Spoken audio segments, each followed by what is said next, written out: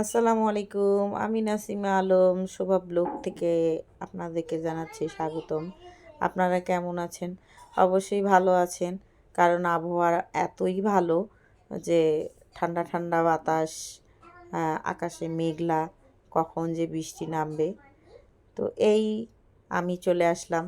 আমার বাসায় মেহমান আসছে, আমার মামাতো বোন, আবার ফুফাতো বোন। রান্না করব। আজকের মেনুতে আছে আপনার ঢেঁড়স ভাজি, তারপরে কবুতরের মাংস, ডিম ভুনা আর রুই মাছের ঝোল। সঙ্গে পুরো রান্নাটাই হবে কাঁচামরিচের। তো আজকের রান্নাটা দেখেন, টমেটো আর কাঁচামরিচ দিয়ে রান্না। এই গরমের সময় কাঁচামরিচের রান্না খাওয়াই, হালকা রান্না খাওয়াই ভালো। কারণ হালকা রান্না খেলেই শরীরের জন্য ভালো। তো এই পর্যন্তই। আপনারা দেখেন আমি কিভাবে রান্না করতেছি। যেহেতু মেহমান আসছে, তাড়াহুড়া করে শর্ট টাইমের মধ্যে দুইটা চুলার মধ্যেই রান্না বসাই দিছি। এই যে ডিম ভুনা করে নিলাম। তারপরে কবুতরের মাংস রান্না করব। কবুতরের মাংসটা আমার ছেলে খাবে। তো একেবারে হালকা, ঝাল দেব না, মশলা সবই হালকা। যেহেতু আমার ছেলেটা একটু অসুস্থ, শরীরে একটু অনেকটাই শরীর দুর্বল হয়ে গেছে, হ্যাংলা হয়ে গেছে। তো সেই জন্য ওর জন্য কবুতরের মাংস রান্না করব, একেবারেই হালকা রান্না। তারপরে এদিকে মাছের রান্নাটা করতে হবে। এই যে আদা রসুন দিয়ে দিলাম, হালকা অল্প অল্প করে দিলাম। তারপরে এই যে আমি কিন্তু এখানে কাশ্মীরি কালারের জন্য কাশ্মীরি রং ব্যবহার করতেছি। তো এইভাবেই রান্না করব। কবুতরের মাংস একটু ঘন পাক দিতে হয়, কড়া পাক দিতে হয়, কিন্তু যেহেতু আমার ছেলে খাবে, এই জন্য একটু হালকা করেই রান্না করব। কবুতরের মাংস দিয়ে দিলাম। এই নাড়ে চাড়ে একটু কষায়ে ওর গন্ধটা চলে গেলে তখন একটু পানি দিয়ে সেদ্ধ করে নেব। আস্ত রসুন একটা দিয়েছি, আস্ত রসুন 4 টুকরা করে দিয়েছি। এই ঢাকনা দিয়ে দিলাম। এরপরে এই যে মাছ ভাজতেছি, রুই মাছ আপনারা কী যে বলেন, পানি কুমড়া বলেন, আমরা তো পানি কুমড়া বলি, কেউ চাল কুমড়া বলে, তারপরে চুন কুমড়া বলে। আমরা অবশ্য আমাদের আঞ্চলিক ভাষায় পানি কুমড়া বলি। পানি কুমড়া দিয়ে এই যে রুই মাছ রান্না করব। তারপরে ওই কবুতরের মাংসের মধ্যে আলু দেব। 2-4টা আলু ভাজে নিলাম তেলে, কবুতরের মাংসে দেব। যেহেতু একটু আলু খাওয়ালেই ভালো।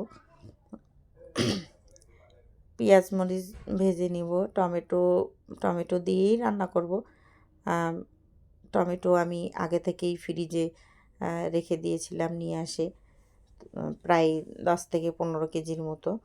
তো ওখান থেকেই এখন মনে করেন যতদিন চলবে আর কি, মাঝে মাঝে টমেটোর প্রয়োজন হলে টমেটো বের করে টমেটোর তরকারি খাওয়া হবে। তো টমেটোর আমার কাছে খুবই ভালো লাগে। আমি তো ফ্রিজে টমেটো, গাজর, তারপরে পাতাকপি, ফুলকপি, এগুলো সবগুলাই সংগ্রহ করে রেখেছি।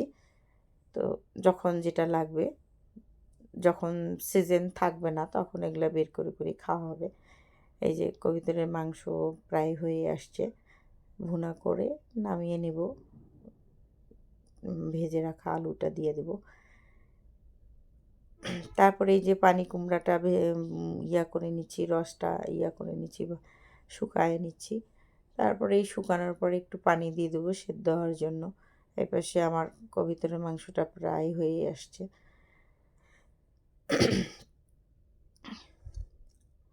তারপরে এই তো রান্না বান্না করতে করতে মেহমানের সঙ্গেও কথা বলতেছি, আর এইদিকে অনেক কাপড় জমা হয়ে আছে।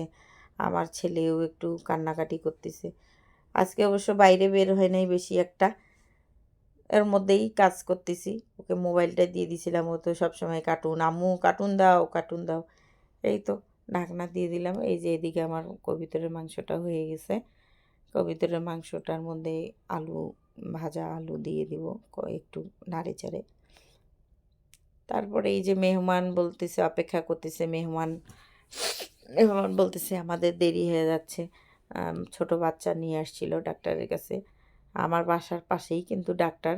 তো এই জন্য আত্মীয় স্বজন যারাই আসুক সামনে যেহেতু বাসা দেখা হয়েই যায়। আর আসলেই তো আর ফেরত দেওয়া যায় না। নাস্তা পানি খাওয়াই তো আর ফেরত দেওয়া যায় না যেহেতু দুপুরবেলা। এই জন্য উপস্থিত যা ছিল তাই রান্না করে আপ্যায়ন করার চেষ্টা করলাম। প্রথমত যিনি আসছিল উনি আমার মামাতো বোন, বড় মামার মেয়ে। আবার দ্বিতীয়ত আমার বড় ফুপুর মেয়ে। মানে আমার নিজের ফুপু আবার আমার মামার সঙ্গেই বিয়ে হয়েছে। তো এই জন্য ২ টা সম্পর্ক। তো আসছে কখনোই আসে নাই। এই কারণেই আবার দুপুরবেলা না খাওয়ালে কেমন হয়। এই জন্য এই যে এই আয়োজনটা করলাম। ঘরে যা ছিল তাই। আমার মাছটা হয়ে গেছে। এই তো নামিয়ে নিলাম এই পর্যন্তই।